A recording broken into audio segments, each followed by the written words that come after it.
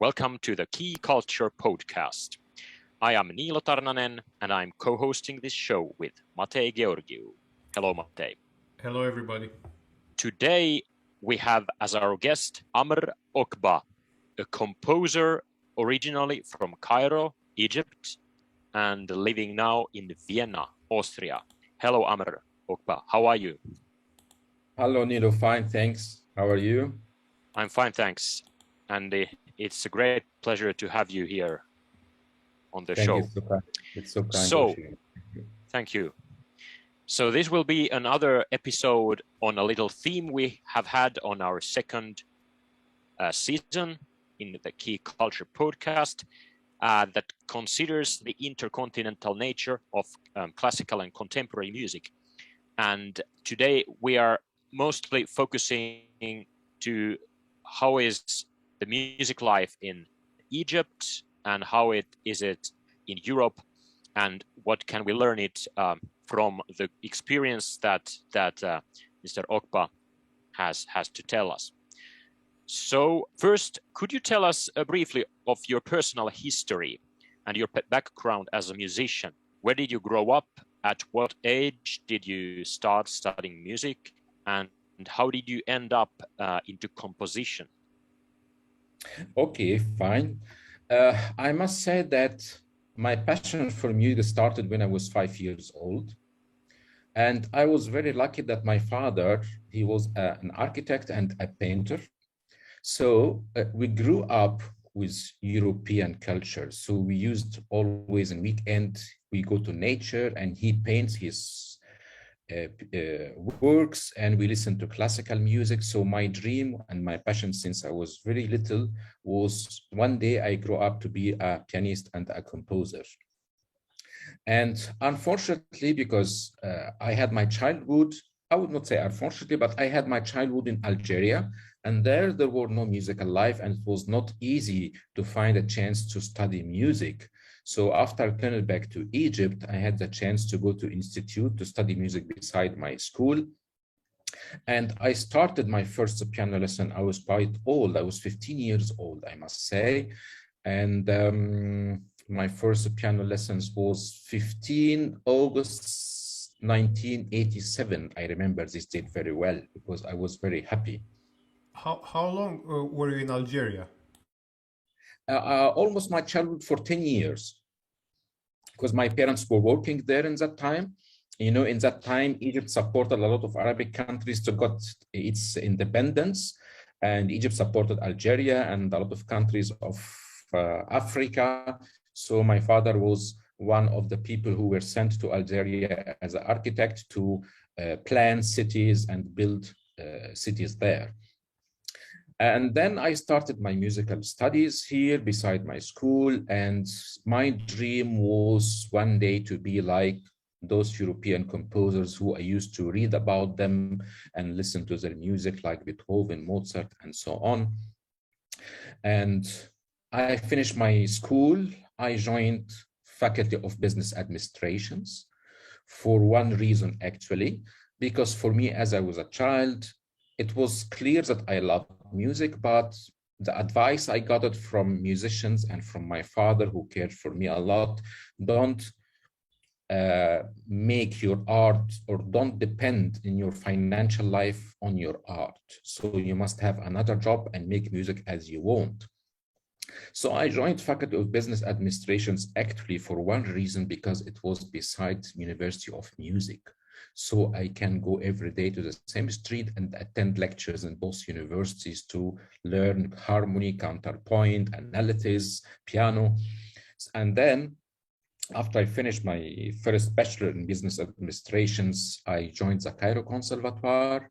And my target was I must get high marks to get a stipend to go to Europe. And I achieved that. And after I finished my studies in music, I went to Italy. It was Rome Prize in composition, which allows me to spend 1.5 years in Italy to make a cultural dialogue between Italy and Egypt.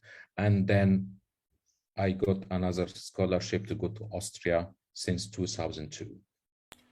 So can I ask, like, so how long did it take you until you got to Italy? Like, what age around were you when you finished the economics and the studies in Cairo? I finished my economic studies. I was around 21. I finished the Cairo Conservatoire. I was around 27. And in this age, that age, I went to Italy. And then in 2002, I was exactly 30 years old. I went to Austria to study composition in Mozarteum University.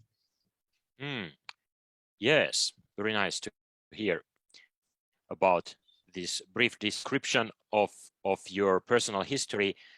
If you are interested to find more about AMR OKBA's life and activities as a composer, you could also check his website. So please check the links in the description of this video. But now we will probably move on to the next question. Maybe you might take it, Matej. Okay, so can you describe us the Egyptian musical life? What are the most important local traditions everyone in the world should know about of Egypt? If I speak about musical life in Egypt, I have to mention first other things which are very important and shape the musical life and shape the culture in Egypt, which is, first of all, geographical location. So Egypt is between Asia and Cairo. Egypt has Mediterranean Sea and Red Sea. So Egypt was always a center of attention of the big powers in the world. Egypt was occupied by the Arabs, by the Ottomanian, by the French, by the British. And during the ancient Egyptian civilization, sometimes the kings were from Libya and sometimes from Sudan. So Egypt, actually, I must say, it's a pot of mixed salad. Even in our culture today, the common language we use, there are some words from Italian, some words from French language, some words from English, some words from Greek language, and some words from ancient Egyptian language. So our culture is really mixed. I can say during 18th century, our Khedive Ismail commissioned Verdi to compose Aida opera for the inauguration of Canal Suez. So we have a long, very old traditions of listening to classical music in Egypt. And it is not like in other countries in the Middle East or in Arabic countries or in African countries. Like, as I can say, Egypt is maybe the most important country who has really Western classical music field, beside the Arabic music, the traditional Arabic music and the classical Arabic music and the folk Egyptian music.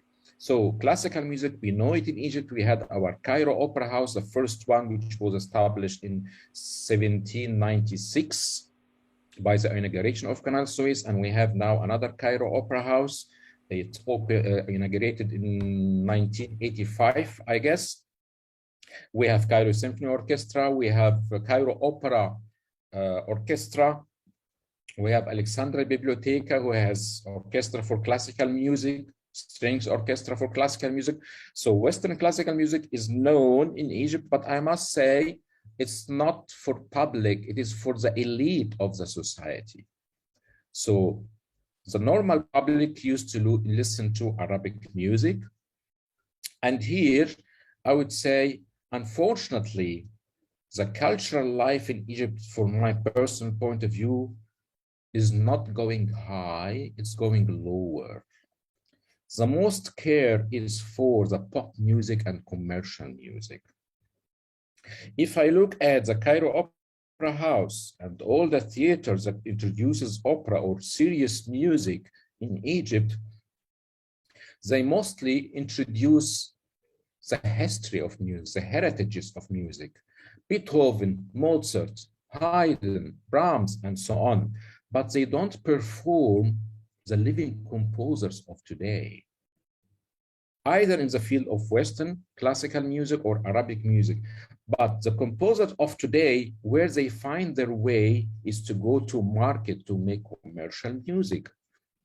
And of course, in general, people in Egypt now are more interested to listen to commercial music, and there are few people who know that there is something called serious artistic music. Unfortunately, this is the case. So since you said about opera houses and the orchestras, could you so there's like two operas and two orchestras in Egypt, or how many there are officially? I found online, I think, one opera and one symphony orchestra. How many? We have Cairo Opera House. It has two orchestras, the Cairo Symphony Orchestra and the Opera Orchestra. There are two. The Opera Orchestra is just to perform operas, but the Cairo Symphony Orchestra to perform the repertoire of classical Western music. So are there any other orchestras in Egypt, or these are the only ones? Well, we have, of course, Alexandria Biblioteca. We have strings orchestra. Okay, we have at the Cairo Conservatoire Orchestra, but it is for students. We cannot say it's professional orchestra. And now there is a new opera at the New Cairo is being constructed at the moment, and I think it will be inaugurated soon.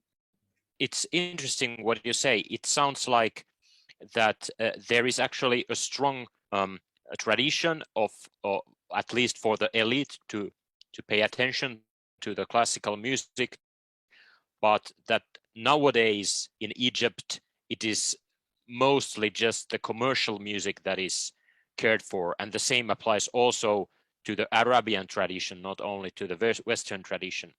To some extent, this resembles on the situation how it is in, for example, Finland, that most of the attention, let's say, in the media is focused to the commercial music. How would you compare the situation if you compare it to Vienna, Austria, where you are living now? Is the situation any better in Austria? Yes, of course. How much we are paying attention to classical and especially the contemporary music? Yes, of course, there is no comparison, because in Austria, for example, commercial music is everywhere, and I'm not saying it's bad. It's a genre of music, okay, but normally the government should support serious art and serious music in a way that it does exist, that audience or people, they have the chance to listen to this kind of music and try to understand what is that. Because serious music is the mother of music. I mean, pop music is based on harmony and sometimes counterpoint. Who created that? Bach and Mozart and Haydn and Beethoven. And so serious music is number one, is the mother. And commercial music or pop music, if we can say, it's simplification of what we learned from those genius composers. So we should care for this and make it open for everybody. I can see in Austria, there are a lot of festivals, not only for all the music. A lot of each festival, there are contemporary music being performed. The lyric composers of today are being performed and they are paid. There are something called commissions. You pay money for the composer. I mean, the musician, he comes to the stage, he plays music, people applaud for him, he got satisfied, he got paid, but the composer, nothing. Even his music is not performed. And if it is performed in Egypt, it's not a commission. Even we don't get for hiring the materials. We must be thankful that our music is being performed. But in Austria or in all Europe, as far as I saw my experience there are support from the government for music of today. There are a lot of festivals in each small city. There are festivals. Each orchestra performing music of contemporary composers today and being paid. Even for you, if you have an organization, or if you are a businessman or whatever, when you support art, that helps your situation when you pay your taxes. But we don't have this in Egypt, unfortunately. So I see that the support from the government for serious art is not enough. And when we speak about contemporary classical music, it's too far to understand. I mean, okay, that's good. Thank God that in Egypt we know what does mean classical Western music. But our knowledge about classical Western music is until the beginning of 20th century, maximum Stravinsky and Bartok. But more than this, the new aesthetics of sounds, the new directions in compositions, we don't know about them. The musicians, they don't know about them. They don't know how to play. Conductors, they don't know how to conduct that.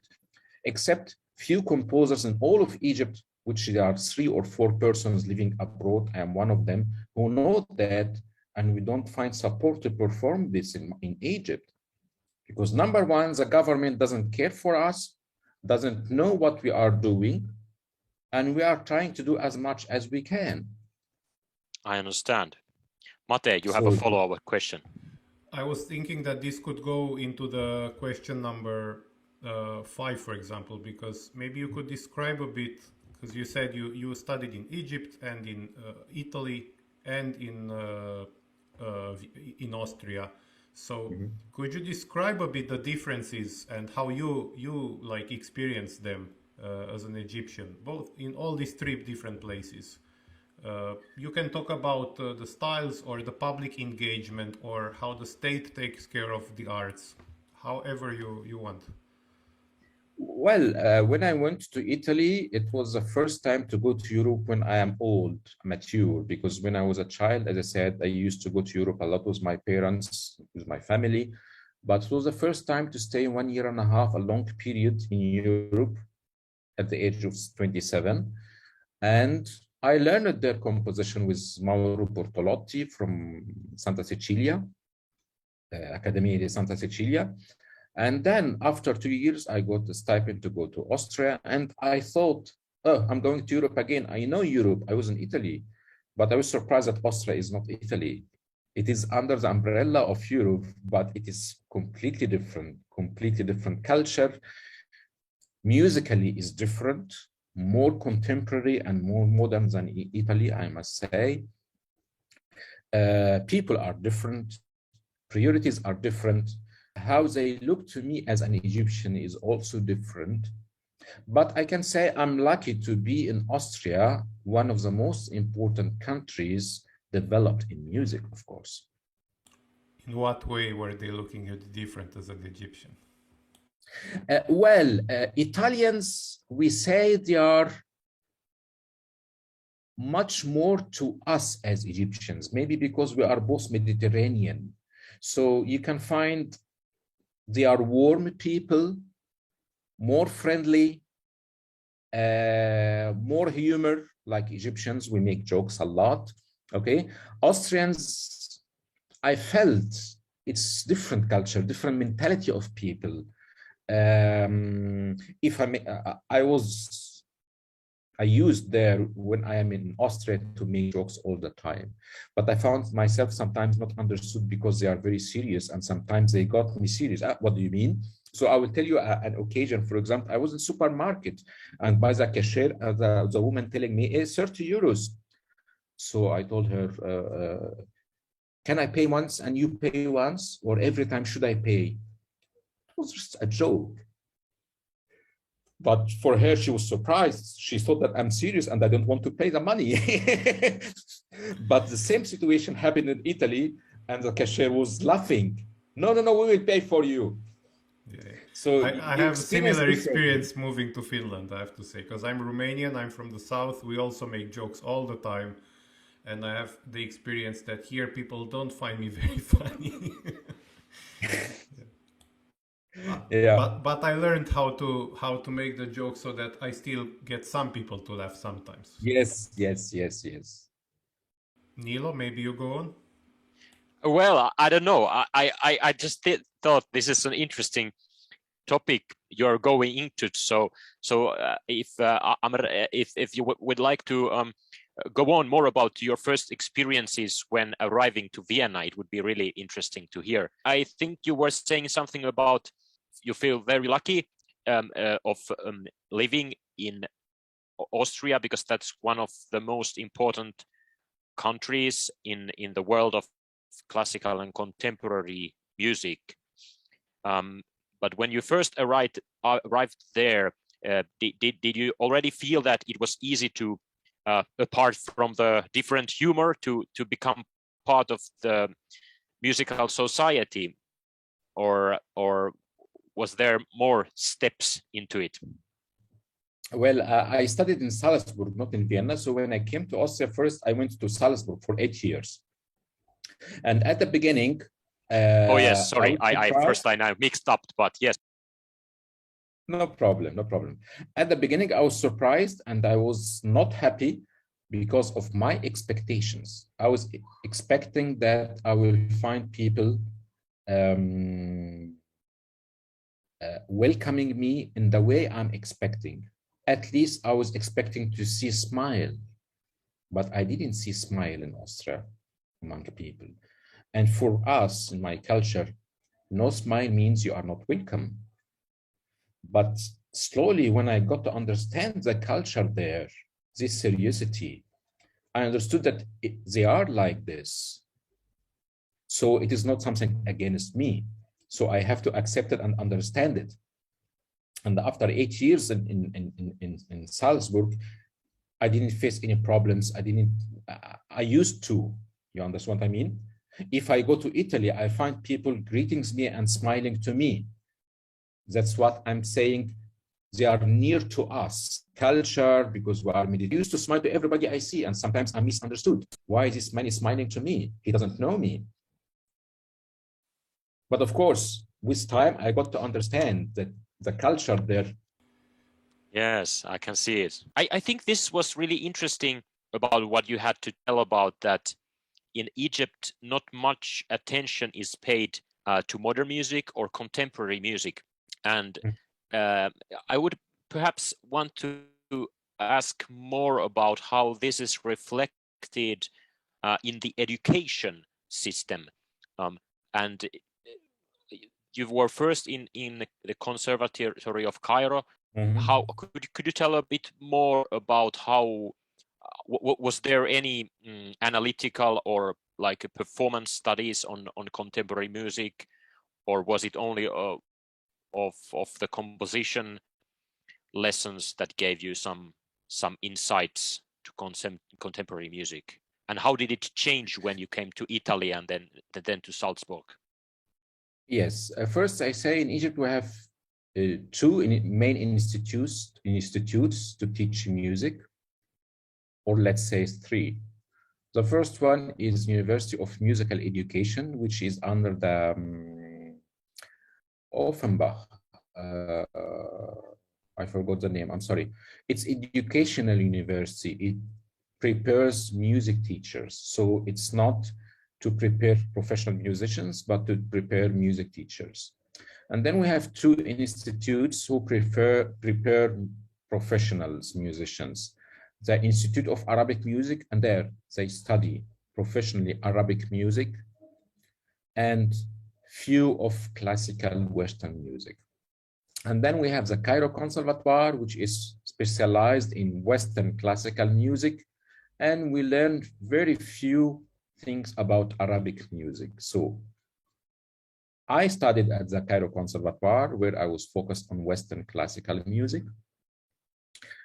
I can say there you can learn until Bartok and Stravinsky, but more than this, there are no informations. So when I got to study at the Conservatoire, I learned about Bartok and Stravinsky, and it was a big step for me, of course. Earlier to that, my experience was Brahms, Mahler, but nothing about 20th century. I got to learn about Schoenberg and dodecaphony system, for example. So it was a step higher for me. But of course, when I went to Austria, it was opened to go more into Western classical contemporary music, of course. Of course, I face this problem when I'm teaching here at the Cairo Conservatoire to my students, because I see that it's not easy to teach my students contemporary thoughts of sounds, because most of the students who came to me by their first year, they want to compose melody and accompaniment, or let's say homophonic texture. And it takes a lot of effort from me to teach them to withdraw the melody from their music, to focus on one tune or two pitches or three, and create something has a meaning.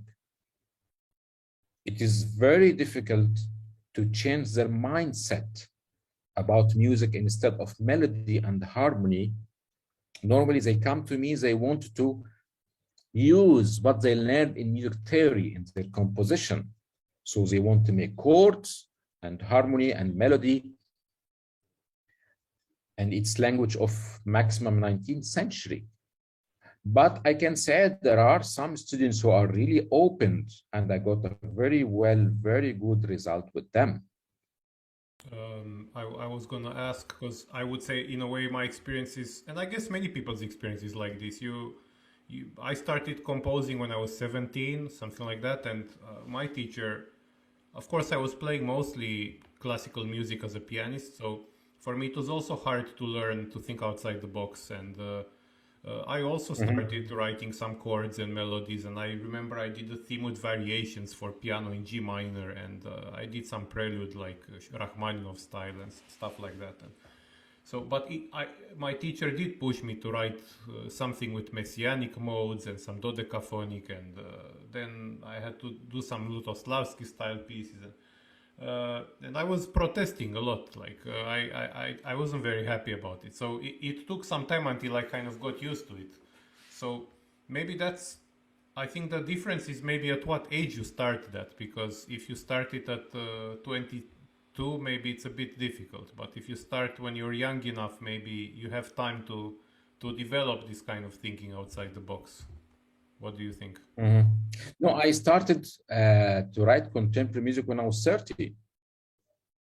So when I went to Austria. So would you say that in Cairo, what kind of pieces would you write there? Like, let's say, stylistic wise and let's say ensemble wise. And did you get them performed there? Was it possible? Yes, I got them performed. I can say it was major and minor with some dissonance, because it was not out of the major and minor scales, but with some minor seconds to make some dissonance in the sound. That was my understanding in that time. Right. And would you say the situation has changed now that when you're also teaching there, would you say there are teachers there also who are teaching something else than major and minor with some seconds? Or it has stayed mostly like that, and you're the one trying to push things in a different direction? I would say at the Cairo Conservatoire, we are around 7 or 8 professors, but I can say 2 of them who really studied out, me and a friend of mine who studied in USA. So we are doing this, but the majority is not, of course. So is it so that now you're dealing your time between Cairo and Vienna? Yes. If you're teaching in Cairo but you have also some activities in Vienna. Yes. How do you say it? Is it 50-50, or how do you share your time? Well, I'm teaching at Cairo Conservatoire and American University in Cairo here. But let's say, I think each 2 months, I go to Vienna. I'm trying to follow the most important festivals, either in Vienna or in Salzburg or in Donau-Eschingen in Germany or whatever. So just to be up to date and existing in the musical scene. So, like, could you still tell us a bit if there is a contemporary music scene in Egypt, what it is like, and are there any festivals? Are there any ensembles? Well, there is a festival organized by an Egyptian clarinetist who is living in Germany called Sharif al-Razaz. It is the ISCM festival, International Contemporary Music Festival, which comes 3-4 days per year, I think in April, perform contemporary music. This is the only chance. Beside that, I perform one composition per year with Cairo Symphony Orchestra. Also, 2 months ago, I made a concert with the Austrian Culture Forum in Cairo for my music, contemporary music, and my students. So it's very few, I must say. Do you think that because of the small scale of the contemporary music activities, it is less competitive than in, let's say, in Austria, in the sense that if some new, really active and engaged composer or musician comes up, they are very quickly taken into the circus, so that they really can have premieres, they really can perform, or does it differ? It's different, of course, because here there is no competition at all. Here in Cairo, I can say we are two composers who studied outside and making something, let's say, somehow different. And of course, we are doing something different means it's not understood by the audience, and maybe not understood by the audience, the musicians as well. And no one will put an eye on you to support you or to discover you or to give you more chances. But in Austria is more alive, of course. I was thinking to ask this question number 8, so I'm going there now. So now a bit more about an idea that a guest from Ghana told us, that he said that in the school that he did in there, like the education is too much based on Western tradition when studying music, and Western history. People in class learn too much about Western history and Bach and Mozart and Haydn and so on, and Debussy, and they learn too little about their own tradition in African music. Would you say this is the same in Egypt, and do you find this a benefit or a problem, or? Well, of course, in each country, people prefer their home music. That's for sure. This is the music for public.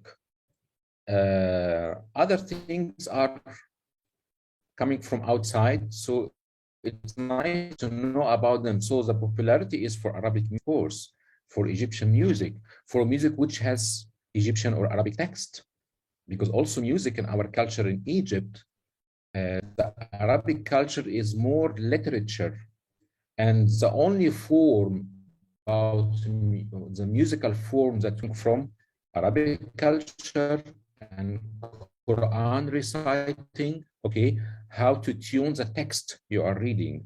And from here, music means song, so means Egyptian language or Arabic language. So the popularity is for Arabic music, of course, and few people, as I said, they are the elite who cares or they understand or they like or they find interest in Western classical music. So, and here you find almost no interest at all or no understanding, because really to import new aspects to a country, you cannot do that by your own. You need really support from the country. You need support from the Ministry of Culture, but alone it's very difficult to do it. Don't forget also that Egypt is a country from the third world country, and there are priorities. Priority is number one, peace, stability, economics, and then arts come at the end, and then foreign arts come more than the end, and then classical contemporary music. It is almost not existing in the plan of developing the country, except some few poor people like me. Yeah. So like one of our, we had someone from Ghana and we had some people from South Africa, and they both talked about this problem of economics, like what possibilities are there for, even if classical music and contemporary music come so down on the list of priorities, what are still the possibilities for thriving there? Our guest from Ghana said that the first time he saw a piano was when he went to the conservatory, and without money you cannot make any kind of concerts and any kind of. But is there any kind of improvement in that? Do you see, or is it going back, or how is the situation? Like, how can a classical musician or contemporary musician make things happen with help Well, from the unfortunately, government? I see it's going worse. I don't see it going in the better way because I don't see the care. I will give you an example. 3 or 4 months ago, maybe you heard about in Egypt, a very international event happened, was the Parade of the Pharaohs. When they moved the body of 21 or 22 kings from Egyptian museum to the Civilization Museum. Did you hear about this event? No, I didn't hear about it. Yes, it was really broadcasted on all television. Unfortunately not. It was broadcasted all over the world, all televisions, okay? And this parade of moving the body of, took about 1 hour, and they commissioned an amateur composer who is making soundtracks for movies to compose the music of this event. The result was commercial music. I mean, how does it come? An event, international event like that, all the world is watching, and you are bringing somebody amateur to write commercial music? What does it mean this? Where are the responsibles in this country? Do really they distinguish between commercial music and artistic music, or they have no idea about the difference? You understand what do I mean? This is a question. You are responsible in a country, whatever your position is. You are choosing a person, amateur composer, writing a soundtracks, music, major and minor, to make music for this huge event. I can say something that I think relates to this. I don't know if it's the best example I can give, but every once in a while in Romania, somebody has an idea to make some monument, and very often some person who is like no one heard of makes that monument, and then you find out he's the cousin of the mayor or something. Yes, and then they get some really big commission to do this monument, and everybody hates it, and then they get a lot of money. So forgive me for assuming things, but considering that we're both from more or less the south, I would assume that this is how things go there too. Yes. So it's not so much about contemporary versus commercial as much as it's about who's the friends with who. It's contacts, connections. I will give you another example. As I mentioned at the beginning of our interview, that we have Cairo Opera House, and there is a new opera house being built in the new Cairo now. Okay, and in this event, I read newspapers that they are planning to compose a new opera for this event to be equal to Opera Aida, which Khedive Ismail commissioned Verdi to compose it. And huge propaganda in the media about this. And it's written that we commissioned the international prestigious worldwide Italian composer, blah, blah, blah, blah, to compose the opera. This name, blah, blah, blah, blah, blah, is not existing in Google at all. If you write his name in internet, except twice in Egyptian newspapers that he is going to compose opera Tutankhamun. And then I found this name in Facebook written trumpet player. And then I found a short video in YouTube about opera Tutankhamun. I found it commercial music, even with wrong harmonic process. And the responsibles are not aware that when they publish that in the whole world, they will get insulted They are not aware for this. Or maybe they don't care.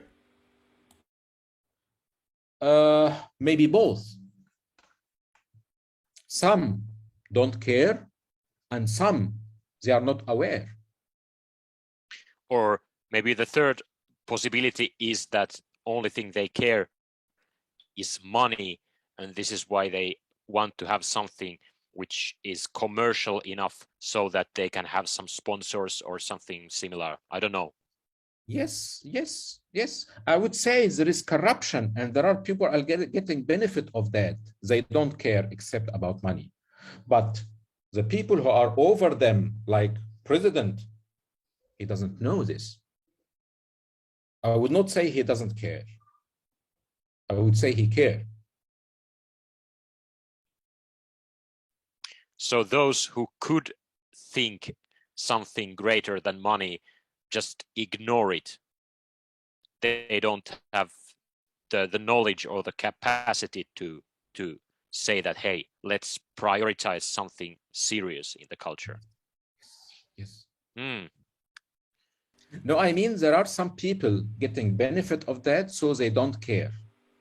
They care only about money. But there are others, they care about the best for Egypt. But they don't know that what is introduced will give a bad impression about culture in Egypt to the world.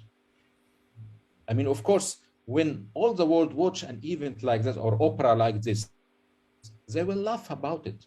You cannot compare it with Opera Aida from Verdi. But the responsible, some of them are not aware to do this is that. very sad. Yes.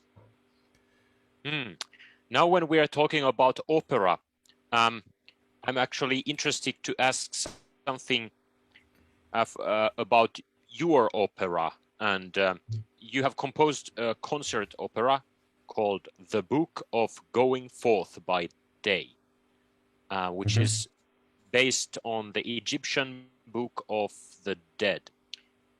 So could you tell us more about this project, about the opera itself, and also how did you get the opportunity to write an opera, and how did you choose this topic? No, actually, I'm very interested in music, in Egyptology, because I'm Egyptian. And for me, I always prefer to be out of Egypt, because when I'm living in Europe, Egypt for me is a long history of 1,000 years. But when I'm living in Egypt, Egypt for me is now. So when I am away of Egypt, that gave me more vision and point of view how to introduce Egypt in my music. And I choose in several compositions the Egyptian Book of the Dead, not opera, the Egyptian Book of the Dead only, but there is also another work called A Journey to the Afterlife, also based on a text of the Egyptian Book of the Dead.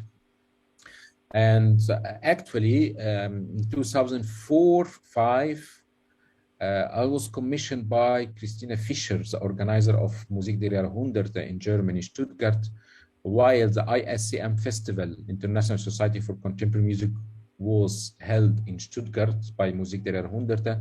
And I offered her the idea of the opera, which I'm writing at that time, or I was writing at that time, and she liked the idea, and she gave me the chance to compose the music and to perform it by SWR, by Radio Stuttgart, Symphony Radio Stuttgart Orchestra. And there is also another composition also based on Egyptian Book of the Dead, which is A Journey to the Afterlife for soprano and orchestra, hoping to get it performed soon. So that's a recent one. Yes. Okay. We hope that it will have its premiere really soon, even despite of the pandemic delaying everything. Yes. But could you tell us a bit more of the Book of the Dead? So, because at least I don't know anything about it. So, but I'm curious. What makes it interesting to you, and what makes it a good background for musical setting in these two works of? Yes, the Book of the Dead it's like a window. You can see from this window how was the life there, how was the culture there, how was the belief there. It's a book, a lot of spells. Normally, when a person dies, then he must have those spells because he would be asked questions from gods. And if he answers well, means he's going to paradise or he's going to the heaven to meet and unify with Ra, the god. And when you read those spells, some of them, for example, most of them or all of them are based on what we say in German, we say Zehn Gebote. Zehn Gebote are the 10 commitments, I think. I didn't lie, I didn't kill somebody, I didn't steal something, I was good with people. So when you read those texts of Egyptian Book of the Dead, you will find it really this culture based on humanity, the culture based on respecting the other, loving the other, freedom. It was really high culture. Even in some sentences, the dead person says, I never seen any plant without watering it. Means it was like if you see a plant needing water and you don't water it. See the level of humanity, how it was. I was caring for my neighbors. I was caring for my friends. And as much as you were a good person, so you will go to heaven and you will be unified with Ra forever. Are these commandments similar to the ones from the Old Testament of Moses? Yes, yes, yes, yes. I mean, the Old Testament and the Islam and has the 10 commandments, which also existing in ancient Egyptian religions. I didn't know that at all. So thanks for that. It is. It is. It is. Welcome. Thank you. This is interesting. And is it so that these spells have remained central in the Egyptian culture and how you teach morality to new generations during all the cultural periods in the Egyptian history? I'm thinking it has had the ancient period and then the Christians and Arabs and really many layers in it. And Islam, I guess. So is it so that these ancient spells have been present in the culture in all of these periods, or have they been banned in some phase? Or well, those sentences or those spells, they exist in Jewish religion, they exist in Christianity, they exist in Islam, because Islam believes in Jewish religion and Christianity, and they are part of Islam religion. But the point, those spells are still existing, but with a new dress. So in the time of Christianity or Jewish religion in Egypt, they became, they are introduced as Jewish. In the Christianity, they are introduced as Jesus is saying this, not Isis or Horus or whatever. They are introduced under the name of Jesus. Today, they are introduced under the name of Islam, Muhammad, and Quran. But the content is the same, because now we are carrying the religion. 90% of Egyptians are Muslims, so everything is taught through morality or about morality is coming from this picture or from this religion. But we don't say today, Osiris told us to do blah, blah, blah, blah, blah, blah. Right, I understand. We say God advised us to do blah, blah, blah, blah, but we don't mention Osiris. Could you tell us a bit, because we had like a few other guests who were from either Arab, Muslim majority countries.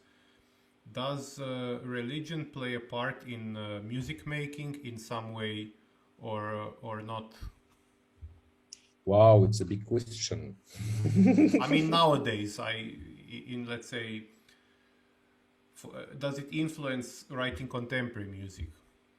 No, first, I would say, first of all, since we are Arabic country, and I said in Egypt 90% are Muslims and 10% are Christians, music exists in the church, in the Orthodox Church. That's for sure.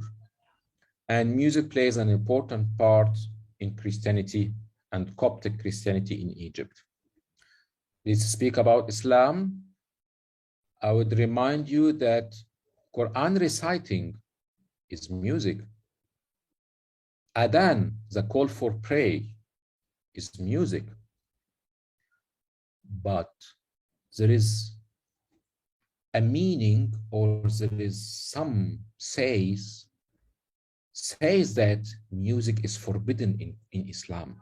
Although we are reciting Quran through music, but we dare not say it is music. We say it's Quran reciting, but it is music and it follows Arabic musical maqamat or musical moods. Most of important composers and singers in the classical Arabic music, they were religious men.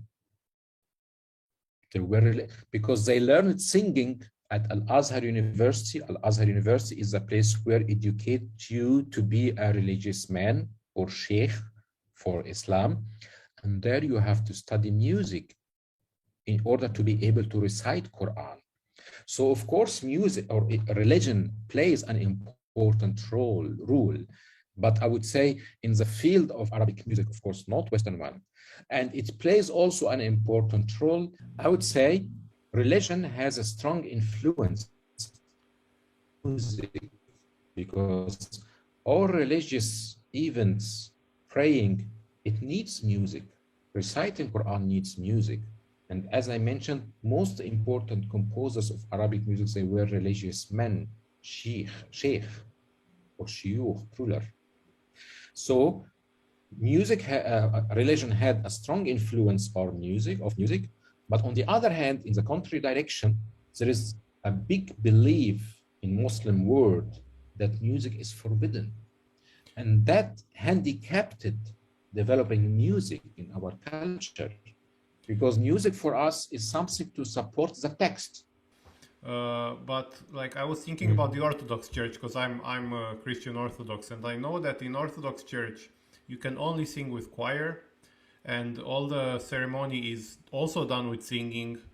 There's a specific type of singing that all priests study, and so in a way also music has a very important part in the church, but it forbids much more than it lets in, let's say. So I mean, you couldn't have a concert in an Orthodox church with, I don't know, a string quartet. You just couldn't because it's forbidden. Only in the Catholic Church it's possible, or the Protestant Church. So, but my big idea was, because I've been thinking about this sometimes, like a lot of classical music, a big important part of the genres and forms that we have in Western classical music, they are derived from exactly, let's say, pieces like motets and mess and requiems and madrigals and so on that are, well, okay, madrigal is more like earthly, but they are derived from the church and from, let's say, a Christian way of thinking. And I was wondering, is there something similar to that happening in other parts of the world where other religions are important? Are there any kind of forms or genres that are formed or shaped by religion? So I think that was kind of my curiosity, but it's a very specific one. No, I mean, I would say that music was only to support religion in our culture. And as I said, reciting Quran is music. But the society here does not accept this sentence, does not accept to say reciting Quran is music, because they have their own frozen build. Music means belly dancers, prostitutions, alcohol, sin. So if if a composer came and did, like, I'm just making this up now. So if a composer came and took some parts of the Quran or some other religious text and made some kind of contemporary song cycle, would that be considered bad or good? No, it's a sin. It's a sin. Okay. It's a sin, of course. So if I understood it correctly, the relationship between music and the religion depends largely on the situation. If it's reciting the Quran in the traditional way, it is okay. But then if it's about the popular music or the entertainment, it's considered sin in the religion.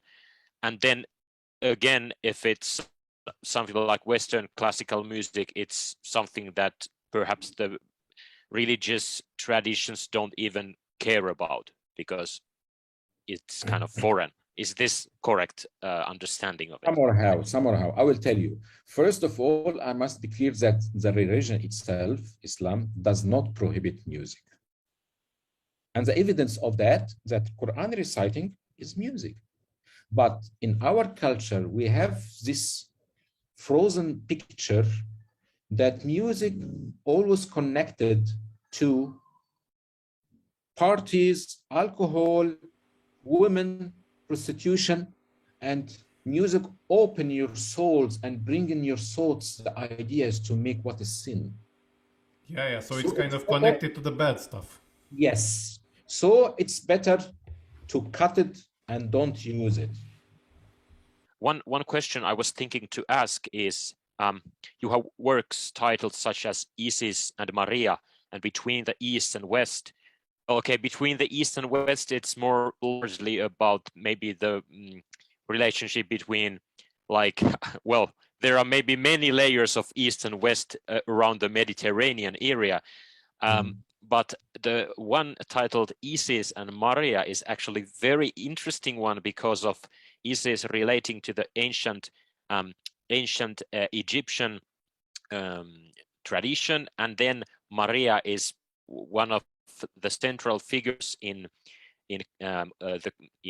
many branches of Christianity. Probably not that important to Protestant Christians as I am, but I don't know. Maybe Mate could tell more about the importance of Maria in Eastern Orthodoxy. But then again, in for example, in the Catholicism, Maria is a very iconic figure. Yeah.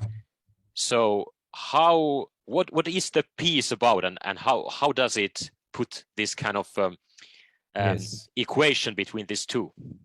Yes, actually, I was asked to write music for a concert by AMR Ensemble in Salzburg, and it was in Sylvester, the 24th of December 2007, to perform at the church. So they asked me to compose something spiritual. And I choose this topic, Isis and Maria, because in the ancient Egyptian mythology, Isis is the mother of Horus. So the idea of God and his mother, it does exist in the ancient Egyptian mythology. That's why when Jesus and Maria came to Egypt, they accepted the idea. They thought that this is Isis and Horus, but in a different shape. So this is one of the reasons why Christianity was welcome in Egypt, because this mythology of God and Mother, it existed in the ancient Egyptian mythology before. So it was not foreign, it was not something new when Maria came to Egypt. And I found this link is very interesting to mix it in my composition as a link between West and East. Also, I have another composition introduced by Neue Vokalsolistin in Stuttgart called Faith, for 5 voices, for 3 men voices and 2 women voices. And it starts by the god's name in ancient Egyptian religions: Isis, Horus, and the 3 main religions: Jehovah, Jewish religion; Jesus, Christianity; Allah, Islam.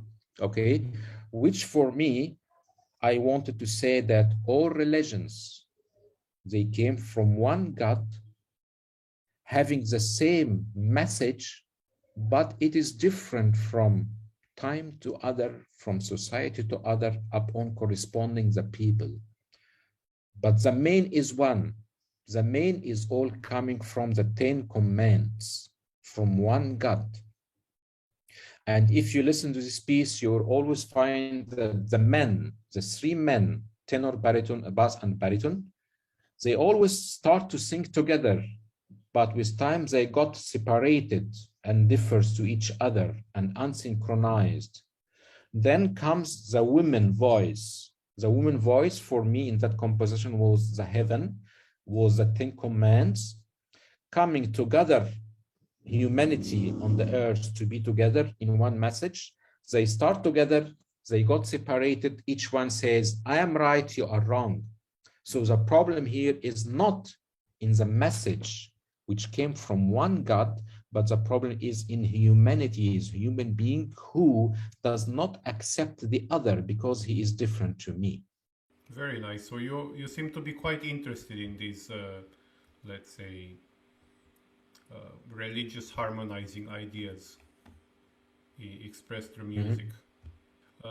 Since we are at this, I was actually thinking to ask also about the place of women in music in Egypt, because Yes, that's of also what? that's of women, like Women, yeah. yes, Yeah. because I know that in some countries in the East Muslim world, we had one guest from Iran who talked about this. It's a bit more complicated to be a female and to be a singer, for example. That's not very welcome, but you could maybe teach music or so. What's the situation in Egypt? No, in Egypt it's much more open. We have women are singers, of course, a lot. This is no problem with that. But as I said, concerning composition of classical Western music, I would say this direction, composing classical Western music, started in Egypt in the 50s, 1950s and 60s. So now around 70 years, all the composers we had in all those 70 years, around 15 composers who are living maybe now are maybe 4 or 5. So those 4 or 5, there are 2 women or 1 woman at the moment, let's say. But of course, I would say my main professor in music theory was Dr. Awatif Abdikrim. She was the first Egyptian woman went to Europe to study composition, and she studied in Mozarteum University, and she ended her studies in 1975 or 72, something like that, and came back to Egypt to construct the Department of Music Theory in Egypt. That was a woman. And one of her students, Dr. Mona Honim, she went to Vienna to study compositions. And then we have Dr. Nahla Matar. She is doctor at University of Musical Education and studied in America. So those are the 3 women in history of composition do we have. But in general, we are very few. We are very rare. How about the rest of musicians? I know in Finland at some point there were some exchange students who were from Egypt. We had one girl from was flutist, and no, 2 girls who were flutists, and I mean, they said that there is absolutely no problem of getting a job if you play flute and you're a woman or something like. But in some places like Iran, or not even to mention Afghanistan, like very different situation. No, it's not like that in Egypt. Thank God. Yeah, because in the West now there is probably you also know there is this very big debate about female composers and female conductors, and how there have to be more of them. Is there any debate like that happening in Egypt? No. All right. Mate, if I may follow, I would like to maybe have a follow-up question, a bit more, maybe, let's say, in the terms of the music itself, about a question about the Egyptian traditions and European traditions. So does this appear somehow in your music? I mean, in choice of the pitch material, or in the rhythms, or in terms of other musical aspects. Well, of course, there are a mixture. Is there anything that's... There is a mixture between Western thinking and Arabic or Egyptian thinking, musical thinking, of course. I used to say I drink a cappuccino in an Egyptian cup.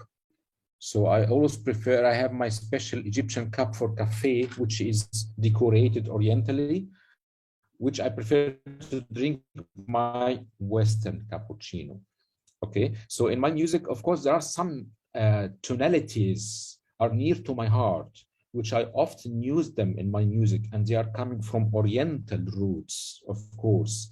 But I introduce them in a contemporary way of thoughts, of course. You can find that in most of my compositions. Go to A Journey to Afterlife, you will hear that. Go to Radubis, you will hear that. Western thinking, but using materials are non-Europeans. Isn't it always so that we find out more about our countries and our belongingness once we are away from them? Because yes.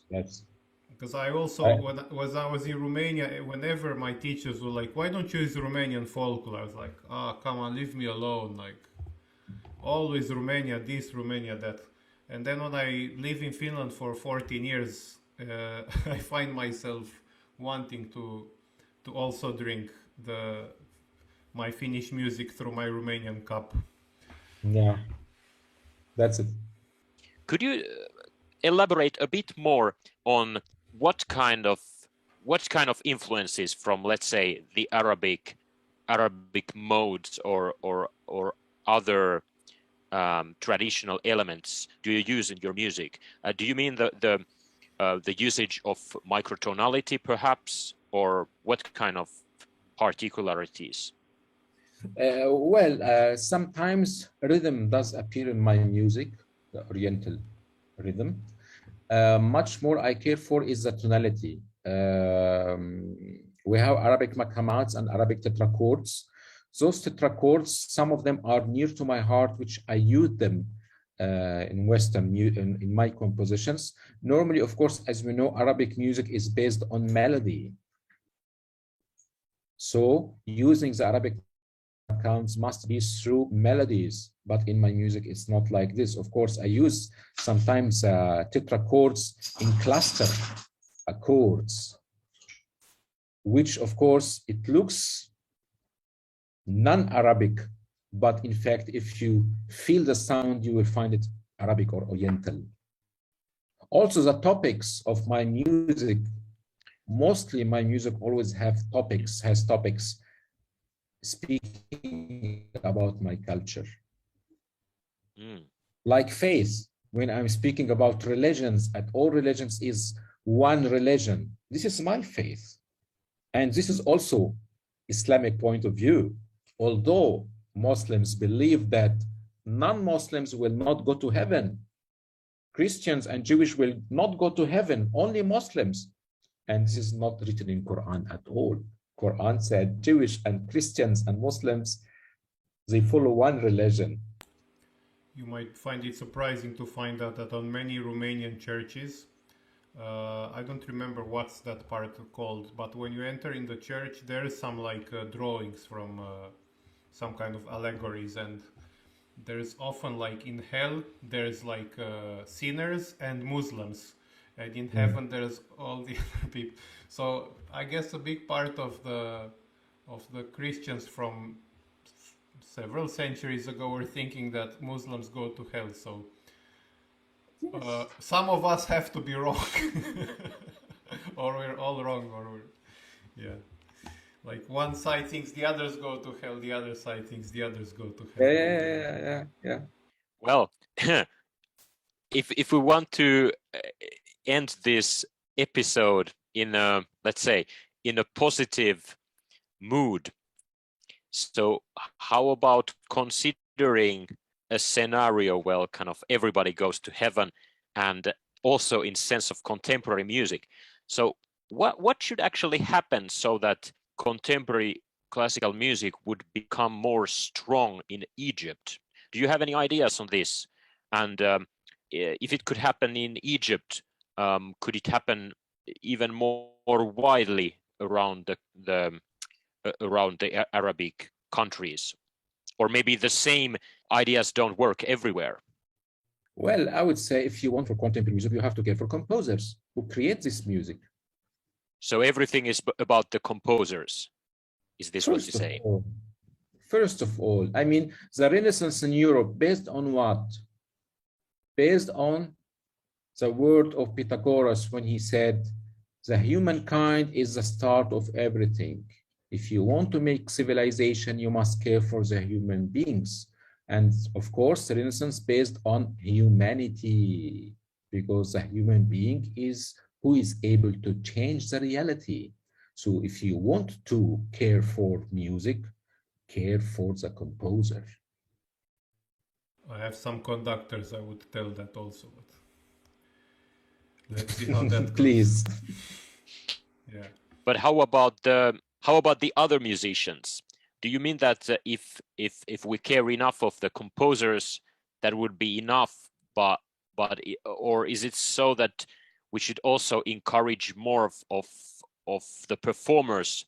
I don't know, to empower them to perform more of the contemporary music too. Of course, you must care for musicians also. But I'm telling you, all what is being performed in Egypt is about the repertoire of music, the heritages of music. So who get benefit of that? The audience listen to music, and musicians go to the stage, play music, getting paid. But where are the composers? So when you perform music in general, either it's contemporary or not, musicians get benefits. But I'm telling you, don't care only the repertoire of music, the heritages of music, care for today, the persons who make music, because musicians are being playing anyhow. Let them play our music and encourage us, pay us money. I mean, it's all over the world. Any musician, it's not difficult to get a job. But for composers, there is no a job called composer. Yeah, this reminds me, once I was in Vienna myself, I talked to a conductor who was a teacher at one of the universities there, and his theory was this, that we have to care about contemporary music, not only because we have to care about contemporary music, but because it is in a way the fuel that once it burns out, we can say that that's where the history of music ends. Mm-hmm. So the day when composers will stop composing will be the day when we say classical music lives until this point, and from here on there is no life anymore. So everything is just the past. Yeah. That's a thought that's very interesting that I never hear anyone talk about. That in a way you have to keep the flag up if you want the tradition to continue.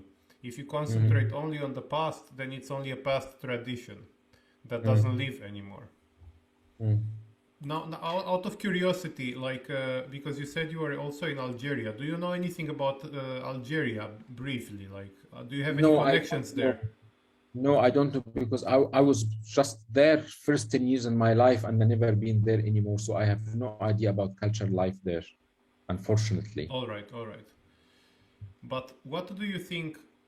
Okay, now this is a super broad question. You probably cannot answer it, but what should, Africa as a continent or countries like Egypt, like other African countries do, so that the rest of the Western world knows more about their musical traditions, about their musicians, about their culture?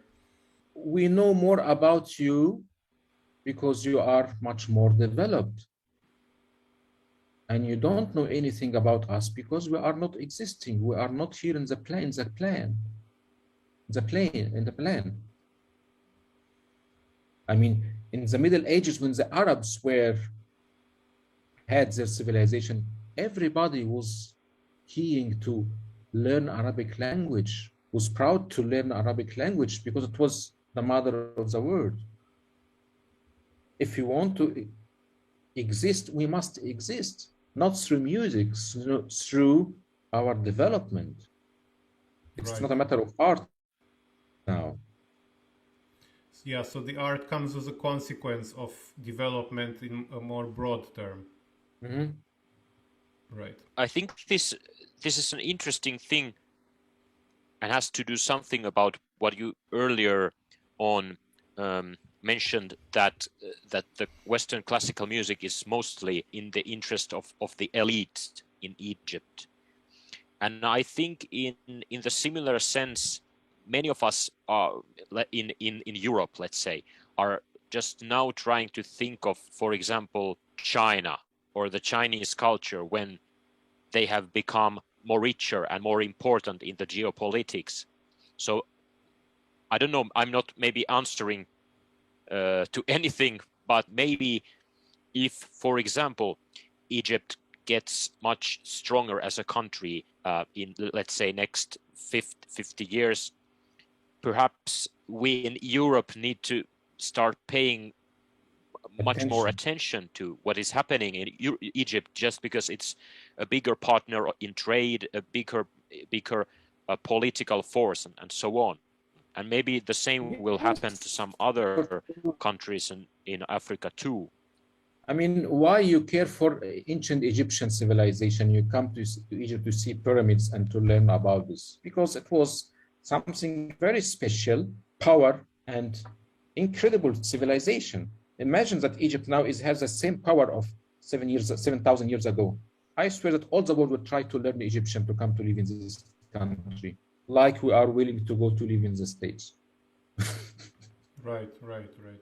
Yes, and I think it's somehow interesting how in some sort I could see some kind of thread going on there in in the history of world that, well, of course, maybe not if you consider the whole world, but at least if you consider countries that are quite close to each other, that maybe something from the ancient Egypt was inherited by let's say of the Greeks and of the Persia and so on, and this heritage was then to some extent inherited to the Western Europe, and this heritage then, for example, went to the United States and so on. So of course it changes every time and adds new layers, and maybe something is forgotten, but Mhm.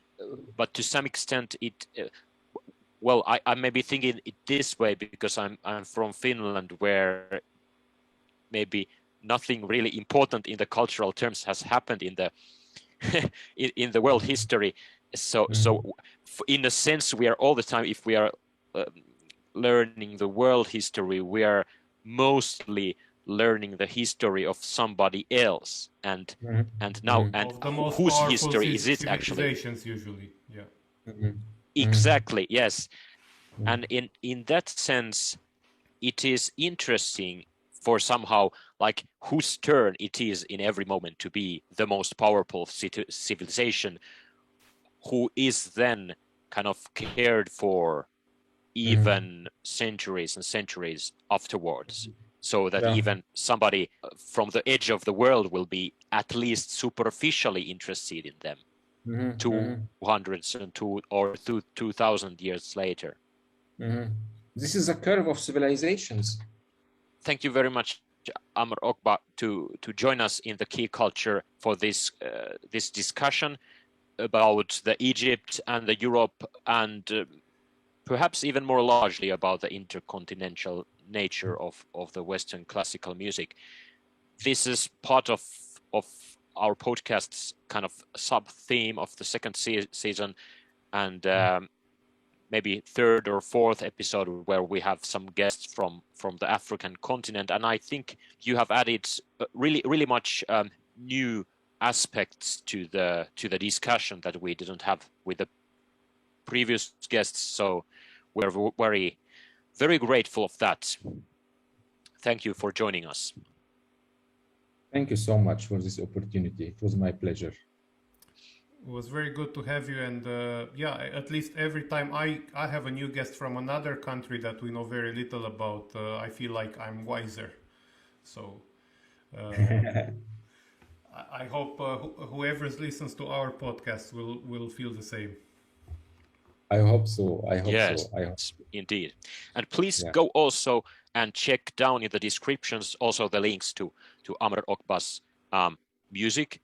So you will learn even more by really listening to that, and not only our discussion, even if that also was wonderful time for us three at least to spend with.